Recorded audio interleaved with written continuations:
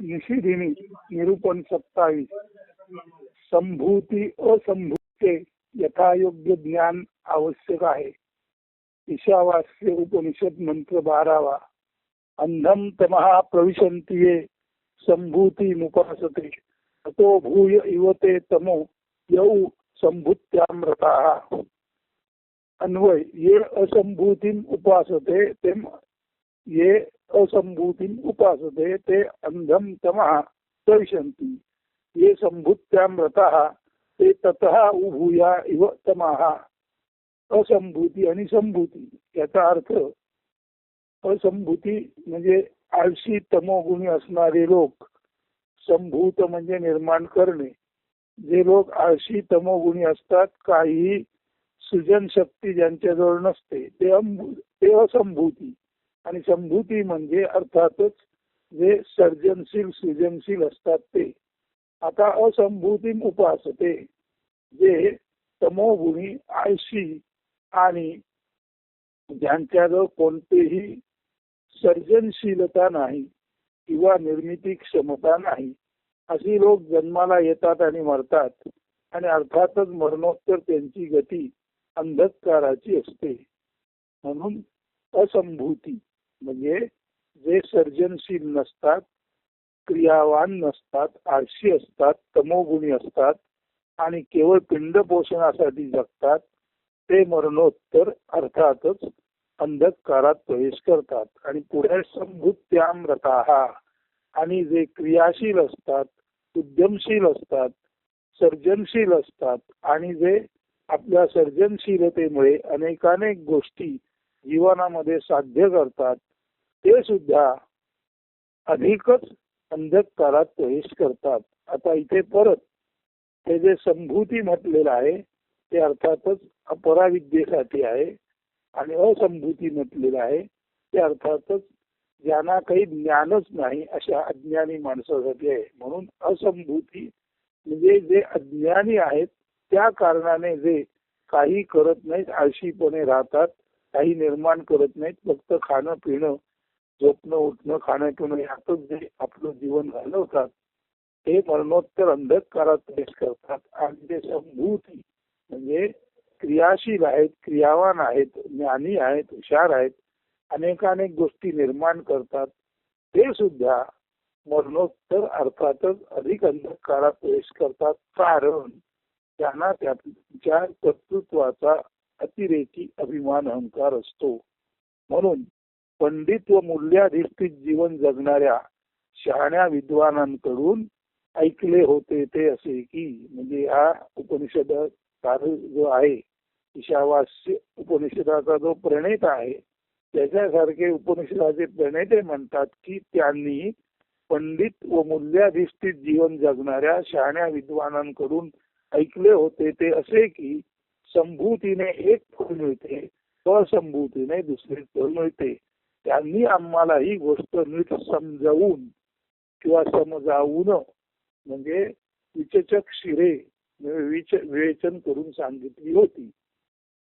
या कर्मभूमीत म्हणजे मृत्यू लोकात येऊन ज्यांनी काही केले नाही त्यांचा जन्म व्यर्थच गेला. काही न करणारे म्हणजे असंभूती किंवा अनिर्मिती किंवा सृजनशील नसणारे लोक ज्यांनी काही निर्मितीचे सृजनाचे काम संभूती केले, ते काय टाळायचे, काय ठेवायचे, काय सांभाळायचे हे कळल्याने विनाश टाळून समृद्धी निर्माण करू शकले. हे झाले व्यवहारातील सांगणे.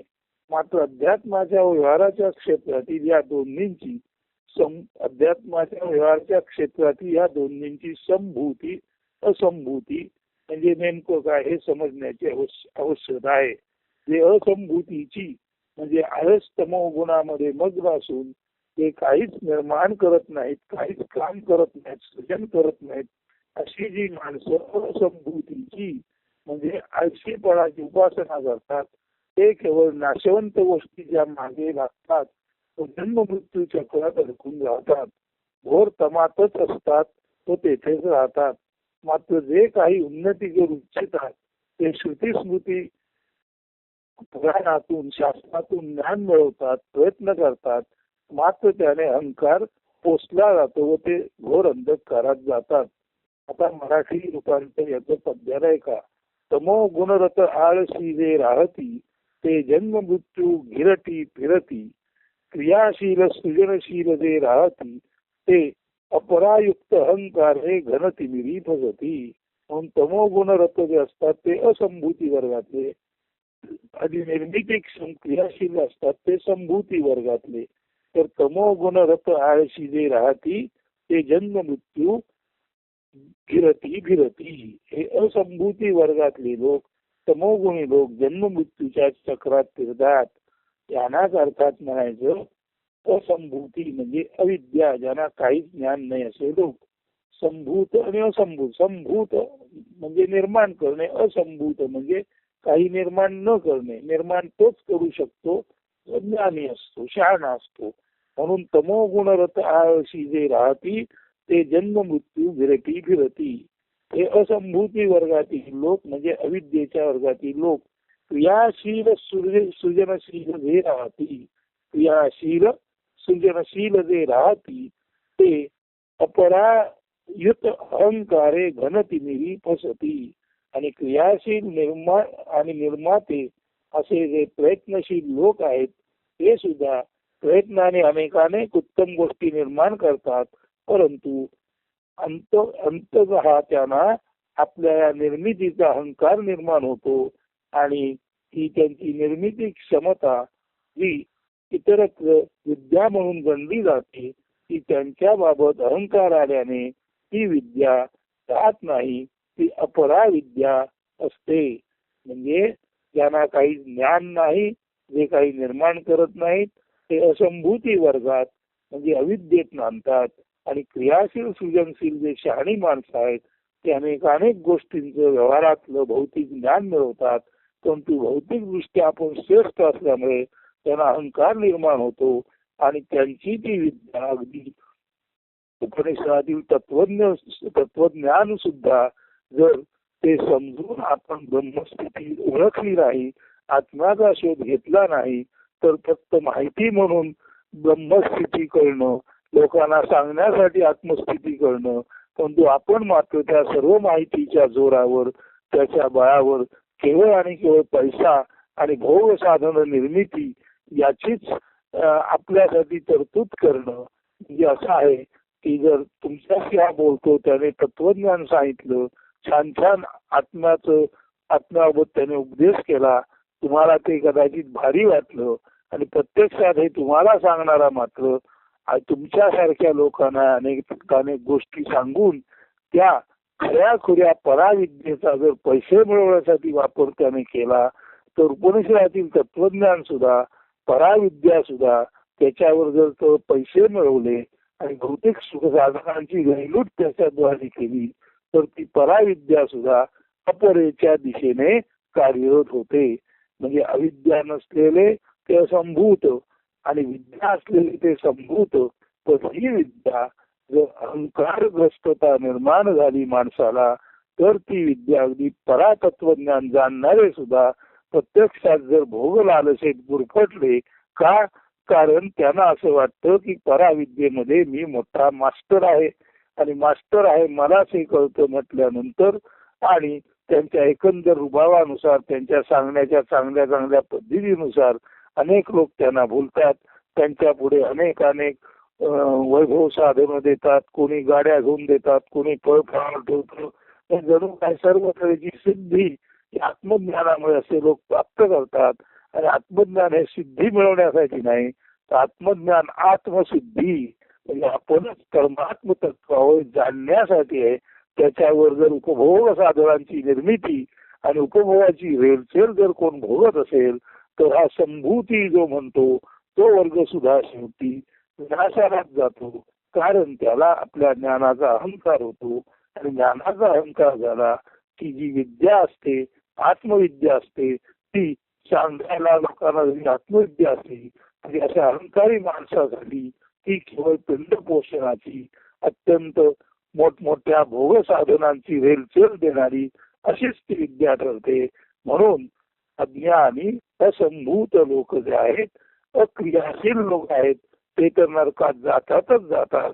परंतु जे संभूत आहेत, निर्मितीक्षम आहेत, क्रियाशील आहेत, उत्तमोत्तम गोष्टी निर्माण करणारे आहेत, ते सुद्धा या सर्व गोष्टीच्या पाठचं आत्मज्ञान असून सुद्धा जर आत्मज्ञानाचा त्याग करून व्यवहारी माणसासारखे फक्त पोटभरू पद्धतीने भोगलंपट पद्धतीने वागत असतील तरी संभूत विद्या सुद्धा अंतिमतः अपरा म्हणजे बरेपेक्षा कमी. याचा अर्थ काहीच विद्या नाही तो अविद्या आणि थोडीफार विद्या आहे ती अपराविद्या. कारण त्या विद्येने तो स्वतः अहंकारग्रस्त होऊन शेवटी नाशालाच कारणीभूत होतो.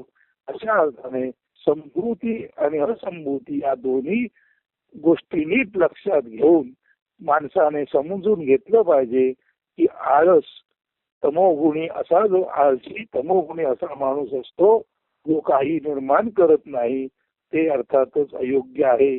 त्याने केवळ जगण्यासाठी जगणे, खाणे पिणे मिळून यासाठी जगणे म्हणजे जन्म मृत्यूच्या चक्रात कायम अडकणे असते.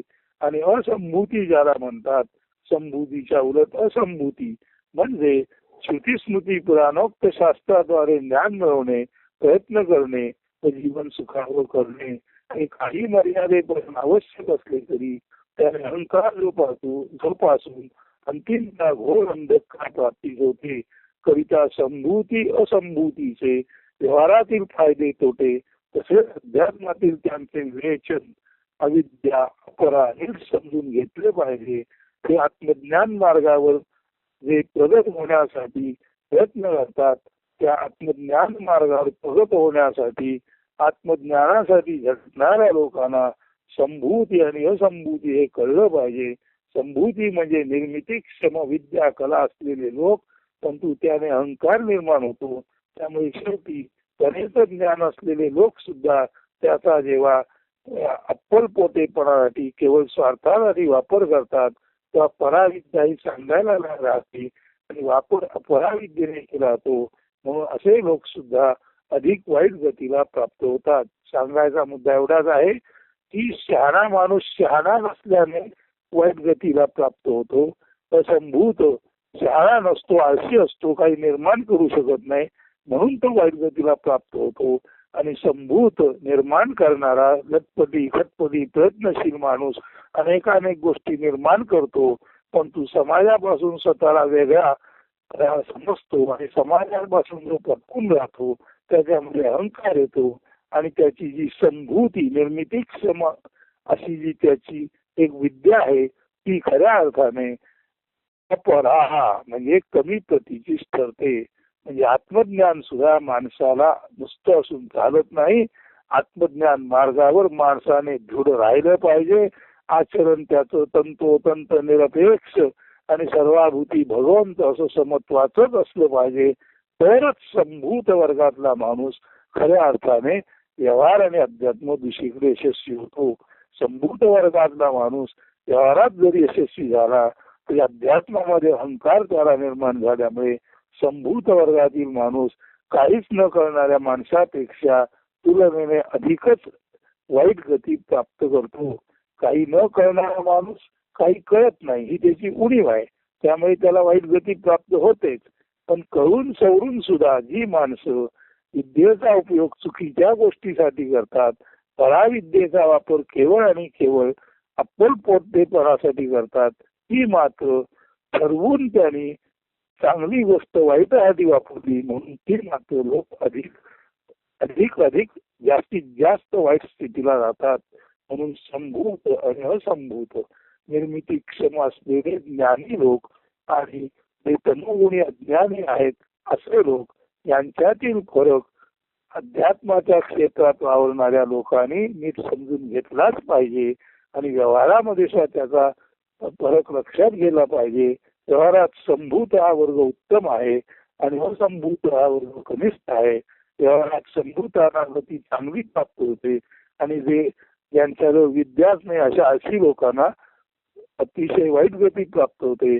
परंतु अध्यात्मामध्ये अज्ञान हा जन्मजात असलेला दोष असल्यामुळे अज्ञानी लोकांना जरी वाईट स्थिती प्राप्त झाली तरी सुद्धा ज्ञानी असून जे चुकीच्या पद्धतीने ज्ञानाचा वापर करतात अशा स्मृती ज्ञानाने युक्त असले लोक सुद्धा जेव्हा चुकीचे वागतात तेव्हा अध्यात्मामध्ये हा संभूत वर्ग आहे तो तर असंभूतापेक्षा अधिकच वाईट गतीला अधिकच तीव्र नरक दशेला प्राप्त होतो.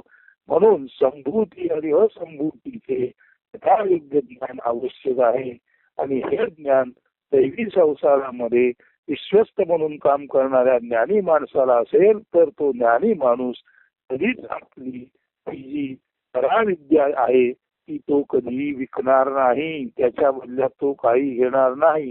केवळ आणि केवळ परमेश्वराने मला उत्तम ज्ञान दिलं, ते उत्तम ज्ञान मी लोकांना देईन, त्या ज्ञानावर मी आचरण करीन आणि लोकांनाही त्या ज्ञानावर आचरण करण्यासाठी प्रवृत्त करीन. असा जो निरपेक्ष पराज्ञानी विद्वान असतो तो आणि तोच केवळ श्रेष्ठ समजा. अशा अर्थी संभूती असंभूतीचे यथायोग्य ज्ञान आवश्यक आहे आणि किंवा अध्यात्म मार्गावर चालणाऱ्या लोकांना तर ते नितांत आवश्यक आहे. तेव्हा या 12व्या मंत्रातून एक चिंतन करा. अर्थ नीट सांगितलेला आहे. चिंतनात राहा, चिंतनात राहा, चिंतनात राहा. शिवदिन सुप्रभात. आता आपण 22 पासून 27 पर्यंत एक विश्राम घेणार आहोत. काही तांत्रिक कारणामुळे हा विश्राम असेल. 28च्या पुढे नंतर आपण नियमित निशिदिनीचं क्रमांक 28 पासून बरोबर 27 सूत्रात संपली. निशिदिनीची 27 निरूपणात संपली. 28/12च्या रोजी आपण 28वं निरूपण सूत्र म्हणजेच क्रमांक 13 40 वास्योपनिषदातला मंत्र आहे त्याच्यावर विचन करू. अस्तु. धन्यवाद. सुदिन सुप्रभात.